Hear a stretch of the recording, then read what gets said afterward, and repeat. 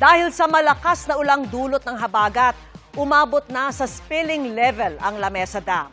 As of 5:37 p.m., nasa 80.17 meters na po ang tubig sa Lamesa Dam ayon sa Pag-asa. Lagpas na yan sa 80.15 meters na normal level.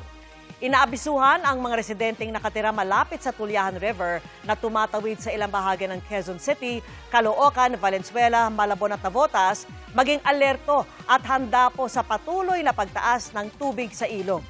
Samantala, umangat naman ng halos 10 metro ang level ng tubig sa Angat Reservoir sa nakalipas na 24 oras. Mula 161.81 meters kahapon, nasa 170.47 meters na po ang tubig sa Angat.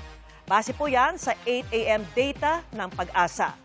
Bagaman malayo pa sa normal high water level na 210 meters, malaki ang naitulong ng ulan kahapon, lalo't sumadsad na sa record low na mahigit 150 meters ang tubig sa Angat nitong Hulyo. Tumaas din po ang tubig sa San Roque, Pantabangan, Magat at Caliraya.